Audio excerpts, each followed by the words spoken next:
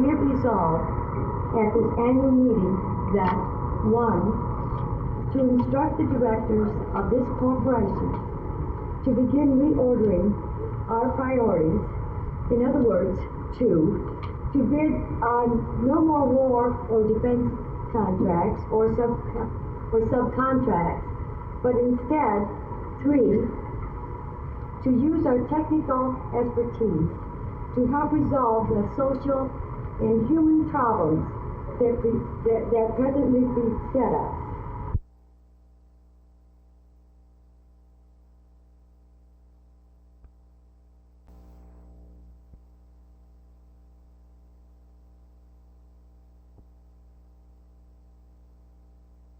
If we would spend as much on people in the next 5 years as we spent on the war in the last 5, the United States could replace all the nation's substandard housing with new units, or provide complete support to anyone who wants college education, or completely stop the creation of pollution and provide comprehensive health insurance for each person in the nation, and administer a program of training or retraining for every unemployed worker.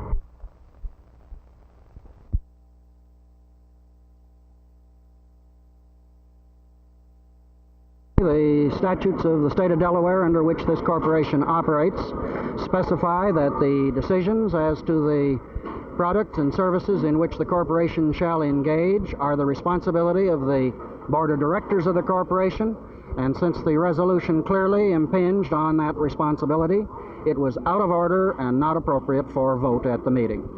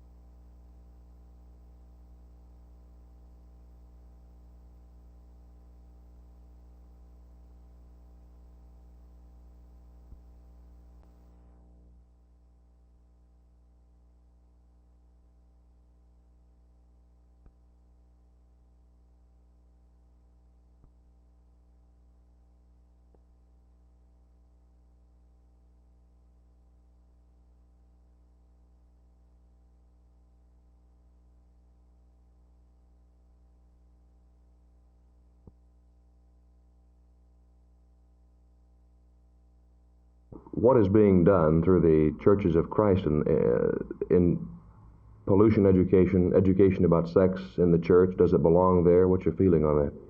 Well, I think that in the assembly here we have what we call practicing Christianity groups, which Thursday afternoon we have some 24 different groups dealing with specific subjects like sex education, racism, the National Council of Churches, and in these small groups we'll try to deal effectively and intimately with these problems and see if there is a place for these things in the church. And as you know, the Christian church has really no stated position, and it's left up to the individual conscience pretty much. So whether we'll come out and say this is what the Christian church stands for, I doubt that.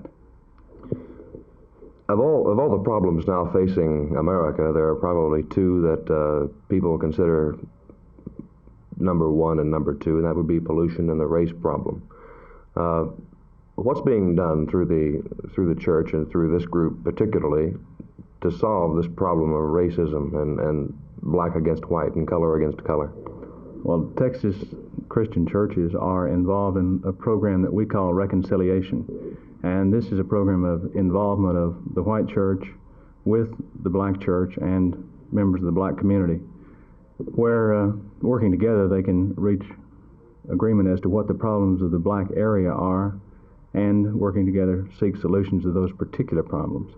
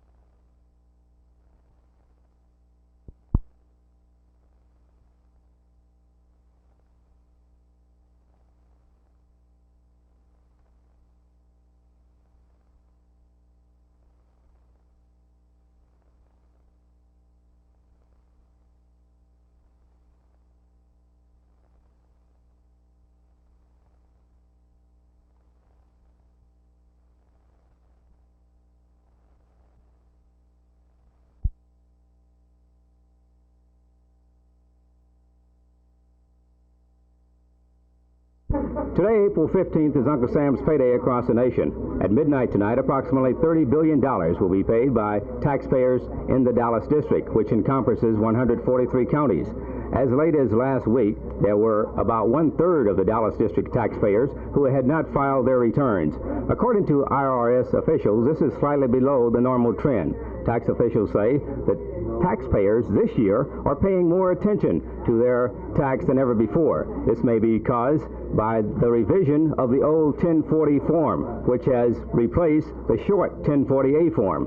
Workers are busy here at the center answering questions of taxpayers trying to meet the deadline. A popular figure around here during this time of year, especially here in the Dallas office, is the director, Ellis Campbell, who described some of the calls that are common during this time of year. Well, we had one, we convicted in court here one time because they took as a dependent. Tony was a dog. But the most interesting thing along that line, several years ago, our boy was assisting a couple in filing their tax returns, and the lady got talking about how much her dog cost her.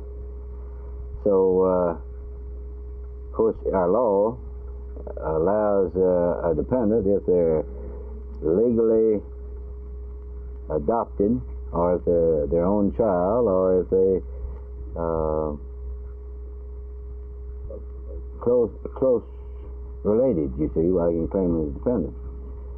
So, and they have to be closely related or legally adopted and so forth. So this lady said, well, why can't we claim this dog? It costs us more than any child would cost us. And can't we claim it? This boy said, well, yes, if you can show the relationship. Earlier today, post office officials said they were expecting to handle about 300,000 pieces of mail before midnight tonight in Dallas. And in Dallas, the post office will be offering the citizens curb service from 7 till midnight in front of the terminal annex on Houston. However, in Fort Worth, Postmaster Jack Watson is asking the taxpayers in Fort Worth to avoid the rush and not to expect curb service at the terminal on Lancaster due to construction. But for those of us who are waiting until the last minute, like your reporter here, we'd better hurry. The time is running out. This is Cochise Cash, Channel 8 News.